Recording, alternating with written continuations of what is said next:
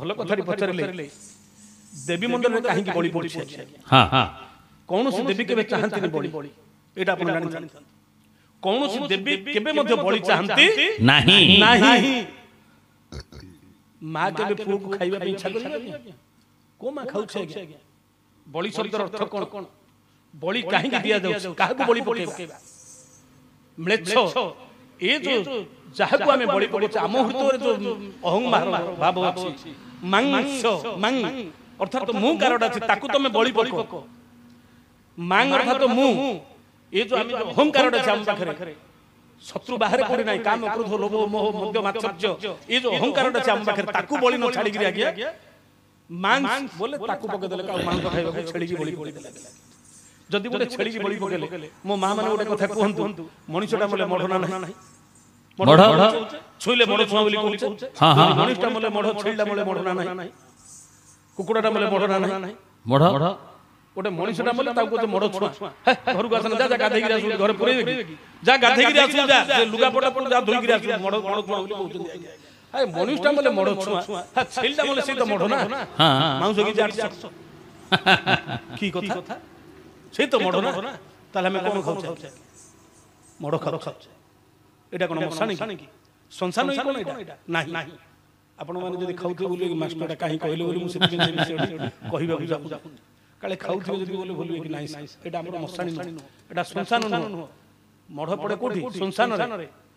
भगवान एठी वास करछन आज्ञा जो बिंधाणी रे कला निर्माण सही तो देह रहिला कथा जान रखिला 10 बाट लगाइला को बाट शिशु मुना दुआरे रहिले नंद चाट जेबे पायु घट माये गुई काट बसी कोई कुंठा बोरी भगवान अछन हृदय भीतर ए हृदय सिंहासन रे जे भगवान बसिछन आज्ञा आमे जे मानस जहा पी देले से भारी कष्ट पाउछन से आत्मा एते छटपट होउची छी काहे के मु रहिली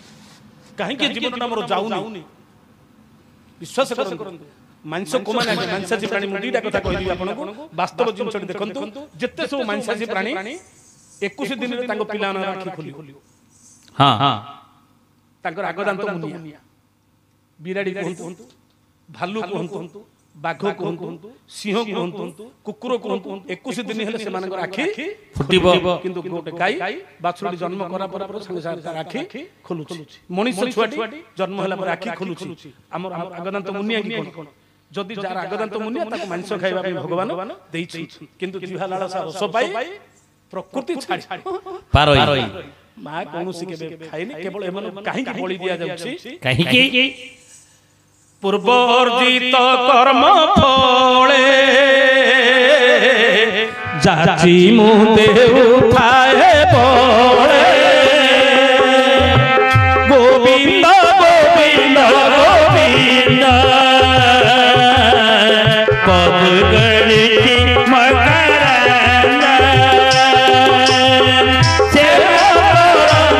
पान करी भेड़े तरिले पूर्व अर्जित कर्म फले जाची मु देउथाय एउडा को जो बलि पड़ी छंदी आज्ञा छेली व्याघ्र नैव गज नैव सिंह नैव कदाचन छेली दद्याते बलि करता दैव बल दुर्बल संसार रे बाघ अछि सिंह अछि खा को बलि पकि देले ढेरे पशु आ छेली जगह बलि पड़िया पड़ला काहे की आज्ञा मनुष्य मध्ये बलि पड़ि सब आज्ञा मइसी मध्ये बलि पड़ि काहे की कला जीव जिंस देखि ओडा कोचित किंतु छेली की प्राय बलि पक्का जाय केवल मइसीला कोन आपनकर जो ये उडा को पई जो पृथ्वी की पूजा करिया पे उडा को किछि अंचल रे अछि जोटा की सब जगह रे एटा नाही ई जो पूर्व जन्म रे आज्ञा जो माने एमति पाप करि थांती जो म्लेच्छ जाति जीववध मात्र लागे बहु पाप स्त्री हत्या ताठू बळी गोटे स्त्री होची नारी जा देवी सर्व भूतेषु शक्ति रूपेण संस्थिता जा देवी मातृ रूपेण संस्थिता जे जो दुर्गा जेतोळ कि माने जो पापी माने जेतोळ कि जन्म हेले भगवान कहले ताहले माने किमिति ये जो दंड देले मा दुर्गा को द्रौपदी के दंड देला दुशासन सेतळे से कहिथिले अरे पापी तू मोर जो चुट्टी धरि छ मते अंतिप के उल्लंघन करिछु अभिशाप देउछि मु जदी प्रकृति रे पतिव्रता नारी मु जे यज्ञ रु जात हिछि आज एते बड सम्मुख रे तू मते आज उल्लंघन करिछु अंठुप के तू मते टाणिछु एनु अभिशाप देउछि आरो जन्म रे मु दुर्गा रूप रे जन्म हबी मर्त्य रे तू म्लेच्छ छली हे जन्म हबो मो पाखरे बळी पड़िबो तो रुधिर पीले मोर आत्मा शांति पाइबो तोरी भली जते पापी जे नारी के दंड दबो ଯିଏ ନାରୀ କି ଅପମାନ ଦେବ ସେ ନାରୀ ମା ରୂପରେ ଜନ୍ମ ଦେଉଛି, ଭଉଣୀ ରୂପରେ ସ୍ନେହ ଦେଉଛି, ଭଗ୍ନୀ ରୂପରେ ସିଏ ଆମକୁ ଜାୟା ରୂପରେ ସୁଖ ପ୍ରଦାନ କରୁଛି, ଭଉଣୀ ରୂପରେ ସ୍ନେହ ଦେଉଛି। ସିଏ ହଉଛି ନାରୀ, ହଉଛି ଜାୟା, ସିଏ ହଉଛି ଜନନୀ, ସିଏ ହଉଛି ଭଗିନୀ। କିନ୍ତୁ ତାକୁ ଆମେ କଣ କରୁଛେ? ତୁ ତାକୁ ଅପମାନ ଦେଇଛୁ, ତେଣୁ ତୋତେ ଅଭିଶାପ ଦେବୁ। ଯୋଉ କେଶକୁ ଧରିଛୁ, କେଶ ଆଜି ବନ୍ଧା ହବନି। ତୋର ଭୁଜକୁ ଭୀମ ଉପାଡ଼ିବ, ତୋ ରକ୍ତରେ ଆଜି ବେଣୀ ମୋର ବନ୍ଧା ହବ। ଦିନ ପର୍ଯ୍ୟନ୍ତ ମୁକୁଳା ରହିବ, ତୋର ବକ୍ଷ ଚିରିବ, ତୋ ରକ୍ତ ପିଇଲେ ମୋର ଆତ୍ମା ଶାନ୍ତି ହବ। ଅଭିଶାପ ଦେଉଛି ତୁ, ତୋରି ଭଳି ଯେତେ ପାପୀ ଅଛନ୍ତି ମିଳେଚ୍ଛ ଛେଳି ହେଇକି ଜନ୍ମ ହେବେ, ଆଣ୍ଠୁ ପକେଇକି ପାଣି ପିଇବୁ, ନହେଲେ ମର୍ଦ୍ଦନା ଫାଟିକିରି ତୁ ମରିବୁ। ମତେ ଆଣ୍ଠୁ ପକେଇକି ଉଲ୍ଲଂଘନ କରିଛୁ, ତୁ ମତେ ଆଣ୍ଠୁ ପକେଇଲା ପାଣି ପିଇବୁ, ମୁଁ ଜଳରେ ଥିବି। ଆରେ ଦେଉଛି ଦୁର୍ଗା, ଜଳରେ ଜଳସ୍ଥଳ ସବୁଠାରେ ଥିଲେ। ତୁ ଯେତେବେଳେ ଜଳ ପିଇବାକୁ ଯିବୁ, ସେତେବେଳେ ମୋ ରୂପଟା ତୋତେ ଦେଖାଯିବ। ତୁ ଆଣ୍ଠୁ ପକେଇକି ପାଣି ପିଇ, ନହେଲେ ତୁ ମୂର୍ଧନା ଫାଟିକିରି ତୁ ମରିବୁ। ମ୍ଲେଚ୍ଛ ଜାତି, ଦୁର୍ଗା ରୂପରେ ମୁଁ ଜନ୍ମ ହେବି ସଂସାରରେ, ଦେବୀ ରୂପରେ। ତୁ ସେଠି ମୋ ପାଖରେ ବଳି ପଡିବୁ, ତୁ ରକ୍ତ ପାନ କଲେ ମୋର ରୁଧିର ଶାନ୍ତି। ମୁଁ ମାଂସ ଖାଇବି, ତୁ ରକ୍ତଟା କେବଳ ଦୁର୍ଗାଙ୍କ ପାଖରେ କେବଳ ଆଜ୍ଞା ରକ୍ତଟା ପଡୁଛି, ମାଂସଟା ନାହିଁ। ମାଂସଟା ସିଆଡେ ଆମେ ତ ବଳିଟା ଯଦି ହେଲା କେତେ କେଜି ହବରେ, 10 କେଜି ହବ, କେତେ ଲୋକ ଭାଗ ହେଇଯିବ ସମାନ। ସେ ବଳି ପଡିନଥିବ, ଆମେ ତାକୁ ବଳି ପକେଇ ଦେଇଥାଉ।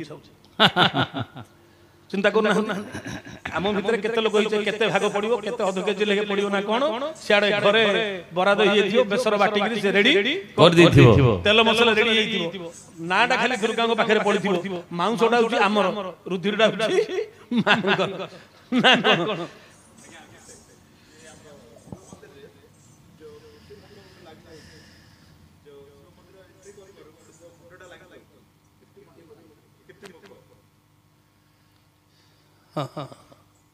ପ୍ରତ୍ୟେକ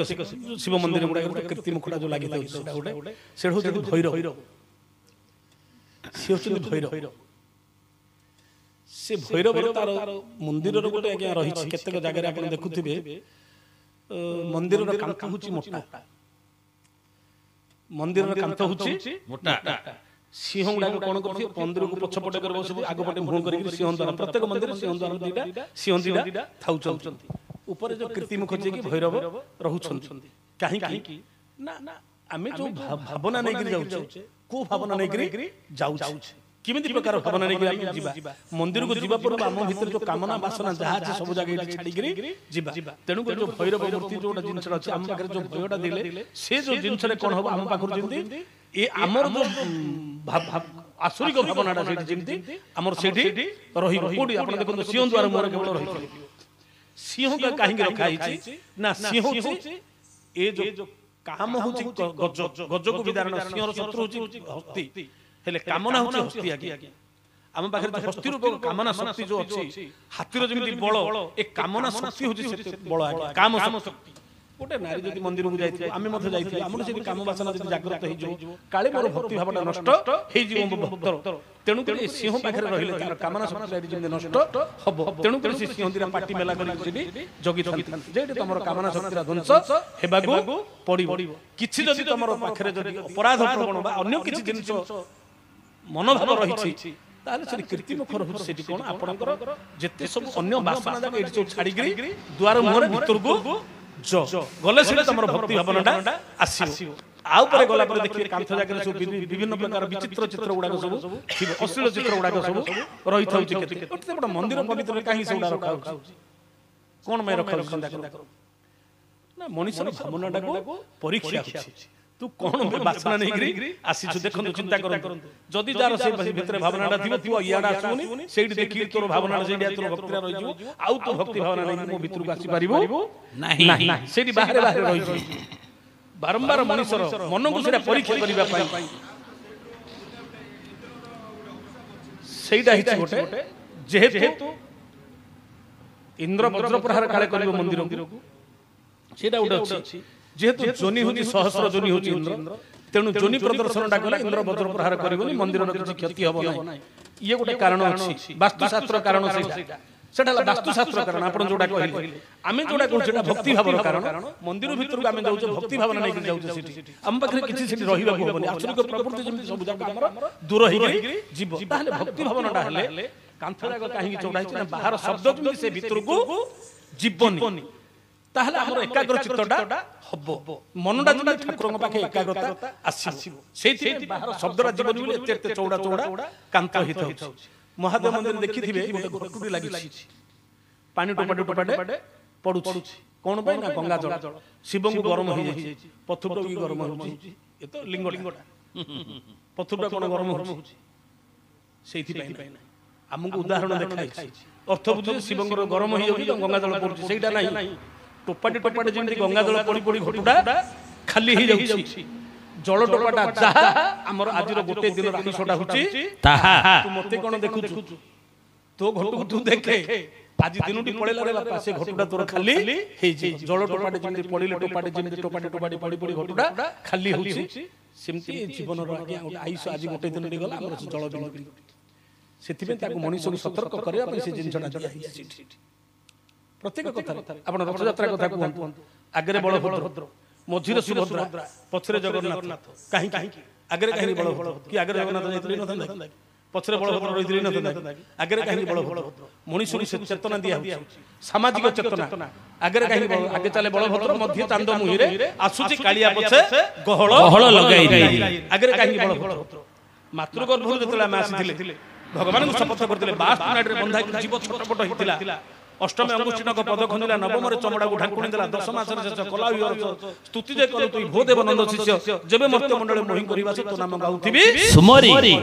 ପ୍ରଭୁ ମୋତେ ଗର୍ବ କୋଟରୁ ଉଦ୍ଧାର କର ତୋ ନାଁଟା ସବୁଦିନେ ମୁଁ ଗାଇବି ସତ୍ୟ କରିଥିଲେ ମାତୃଗର୍ଭରେ କିନ୍ତୁ ପାଶୁର ଦେଲେ ଆସିଲା ପରେ ମାୟା ଜଳ ଭିତରେ ବାନ୍ଧିକିରି ରହିଗଲେ ସମୟ ଗଡ଼ି ଯାଇଲା ବୁଢା ହେଇଗଲେ ହେଲେ ମଧ୍ୟ ଆମର ହେତୁ ହଉନି ବୃଦ୍ଧ ସମୟରେ ମଧ୍ୟ ଯେତେବେଳେ ତୀର୍ଥକୁ ଯିବା ଦର୍ଶନ କରିବାକୁ ଜଗନ୍ନାଥଙ୍କୁ ସେତେବେଳେ ହେତୁ ହବ କି କାଳେ ତେଣୁ କରି ଭଗବାନ ସେଠି ଦେଖେଇଛନ୍ତି ଆଗରେ ବଳଭଦ୍ର ଆଗେ ଚାଲେ ବଳଭଦ୍ର ଯେତେବେଳେ ବୁଢା ହେଇଯିବା ଆଗରୁ ଦେହରୁ କଣଟା ଯିବ ବଳ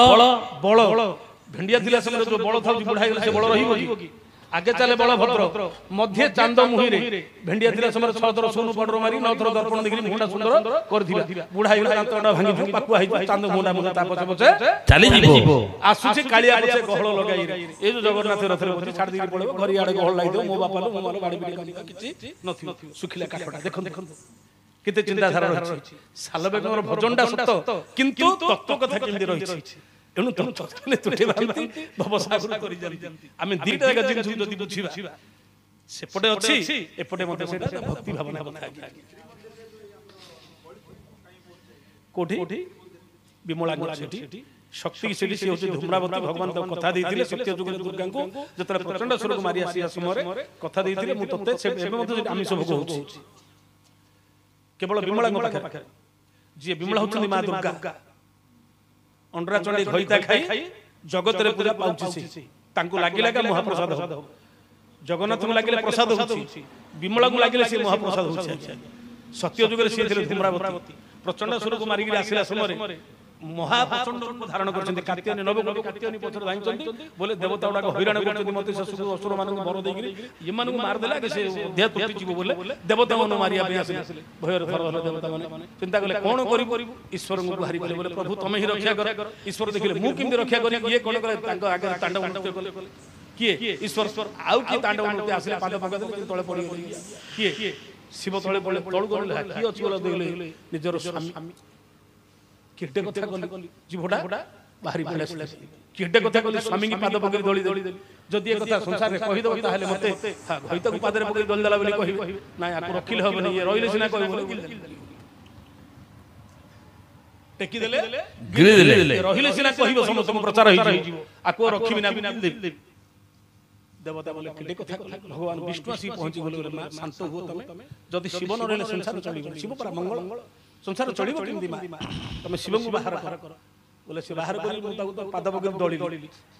ପୁଣି ତାକୁ ଅଧରେ ଗିଳିଲି ସିଏ ଆଉ ମତେ ରଖିବେନି ଯଦି ସିଏ ନ ରଖି ତମେ ମତେ ରଖିବି କଥା ଦିଅ ତାପରେ ମୁଁ ତାକୁ ବାହାର କରିବି ଭଗବାନ କହିଲେ ମୁଁ କଥା ଦଉଛି ଯଦି ଶିବ ନ ରଖିବି ମୁଁ ତମକୁ କଥା ଦଉଛି ମୁଁ ରଖିବି ତମକୁ ମୋ ସ୍ଥାନରେ ମୋ ଘରେ ତମକୁ ନେଇକିରି ରଖିବି ଠିକ ଅଛି ବୋଲେ ଜିଭଟା ଉପରକୁ ନେଇ ଲୋଳ ବାନ୍ତି କରି ଗୋଟାରିକି ଜିଭଟା ଲୋଳ କଲେ ତେଣୁ କରି ହୁଳହୁଳି ଶବ୍ଦଟା ସେ ଆରମ୍ଭ ହେଲା ହୁଳହୁଳି ନଥିଲା ସେ ଧୂମ୍ରାବତୀଙ୍କ ଠାରୁ ହୁଳହୁଳିଟା ତେଣୁ କରି ସେ ହୁଳହୁଳି ଶବ୍ଦଟା ହେଲା ମା ମାନେ ଯଦି ଉପରକୁ ପାଟି କରି ହୁଳହୁଳି କରିବେ ସେଟା ହଉଛି ଅଶୁଭ ତେଣୁ କରି ସେ ଉପରକୁ ମୁହଁ କରି ଲୋଳ ଓଟାରିକି ବାନ୍ତି କଲେ କିନ୍ତୁ ଶିବଙ୍କୁ କହିଲେ ଗୋଟେ ଅଂଶ ରହିବ ତମକୁ କଥା ଦେଇଛି ମୋ ପାଖରେ ରହିବ ତମେ ବିମଳା ରୂପରେ ମୋ ପାଖରେ ରହିବ ପୂଜା ପାଇବ ମୋ ଭୋଗ ତମକୁ ଲାଗିଲେ ମହାପ୍ରସାଦ ହବ ତେଣୁ କରି ତମେ ଦେବୀ ରୂପରେ ରହିବ ପୂଜା ପାଉଥିବ ବଳି ପାଉଥିବ ତମକୁ କଥା ଦେଇଥିଲି ମୋ ଘରେ ତମେ ରହିବ ବୋଲିକିରି ତେଣୁ ବିମଳା ରୂପରେ ତମେ ମୋ ପାଖରେ ତମେ ପୂଜା ପାଇବେ ତେଣୁ କରି ବିମଳା ରୂପରେ ମା ଦୁର୍ଗା ସେ ଶକ୍ତି ସେ ପୂଜା ପାଉଛନ୍ତି ପୁରାଣର ବିଭିନ୍ନ ଅଥବା କେତେ କଣ ଜାଣିବା ଏ ବିଦ୍ୟା ଭିତରୁ